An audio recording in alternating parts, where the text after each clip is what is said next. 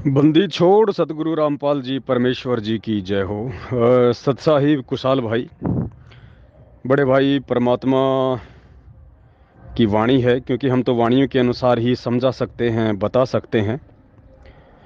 तो परमेश्वर ने कहा कि दुर्योधन था। दुर्योधन केवल एक छोटी सी बात को अपने दिल पे ले गया और पूरे कुल का सत्यानाश करवा दिया। द्रौपदी उसकी भाभी थी और उसने एक ऐसा शीश महल बनवाया था, उसमें कांच लगे हुए थे। और दुर्योधन को वहाँ पे भोजन के लिए बुलाया। तो गुरुदेव ने कहा कि जब दुर्योधन भोजन करने के लिए गया तो उसको शीशा दिखाई नहीं दिया और उसको टक्कर लगी।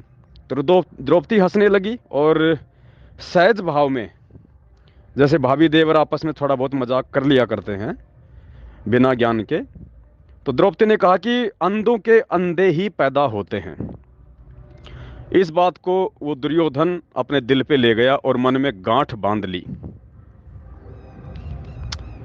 और बाद में आगे चल के क्या हुआ भगत जी, आपको अच्छे से पता है, सत्संग आप भी सुनते हैं परमात्मा के। तो भगत जी, दास ने खड़े होके आरती करने के विषय में और हाथ में भक्ति बोध पुस्तक लेके आरती करने के विषय में आप जी के एक छोटी सी बात पे एक 12-13 मिनट की ऑडियो संगत में वायरल की थी। उस बात को लेके भगत जी, आपने अपने अंदर इतनी ईर्ष्या पाल ली है मुझ पवन दास के प्रति, इतना राग द्वेष आपने समा लिया है। कहाँ लेके जाओगे भगत जी? बनी बनाई भक्ति का क्यों सत्यानाश कर रहे हो? मेरा क्या बिगड़ेगा भाई? कुछ नहीं बिगड़ेगा, क्योंकि अंतर्यामी परमात्मा है, आप नहीं हो। आपने एक ये बेहुदा सा पोस्टर डाला है, आपको शर्म आनी चाहिए भगत जी। अगर आप इंसान हो तो आपको डूब के मर जाना चाहिए आपको।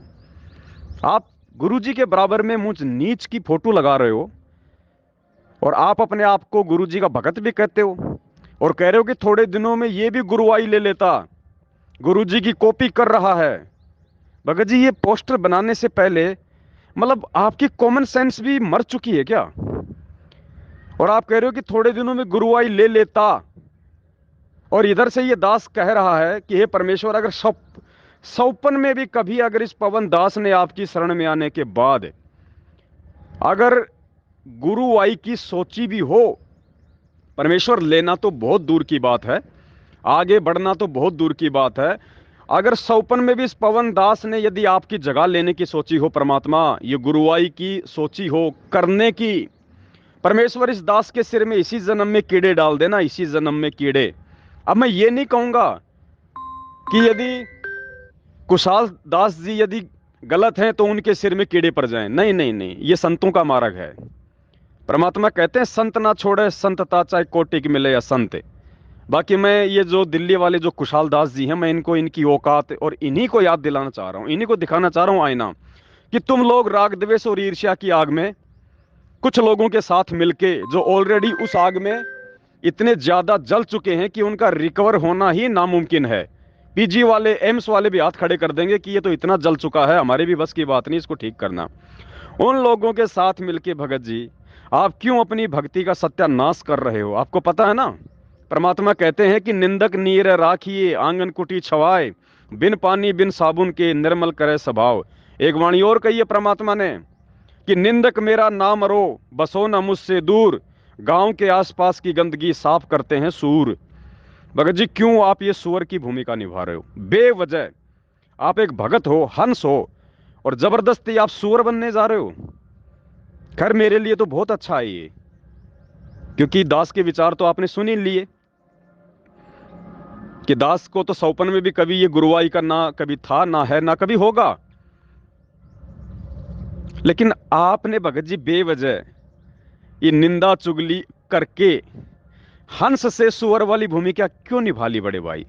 मुझे दुख इस बात का नहीं है, मुझे दुख इस बात का है कि हे परमात्मा, मेरे ही गुरु है भाई, और मेरी व्यर्थ की निंदा चुगली करके और मेरे पाप कर्म खा रहे हैं। जबकि पाप कर्म तो परमात्मा ने मुझे मेरी भक्ति से हल्के करवाने थे।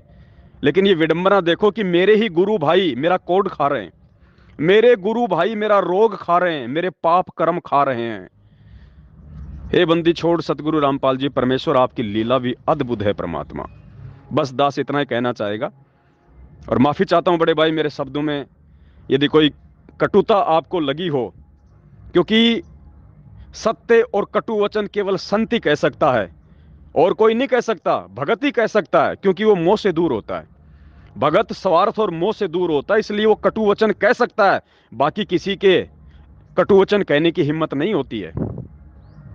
परमात्मा कहते हैं, जेता मीठा बोल ही तेता संत ना होय। बस दास इतना कहना चाहेगा, अगर अकल होगी, अगर दो चार बूंद इस परमेश्वर की ज्ञान की इस भाई की खोपड़ी में पड़ी होंगी कभी, तो ये समझ जाएगा। वरना पाप कर्म तो खाने का काम रोज कर ही रहा है, आगे भी करता रहेगा।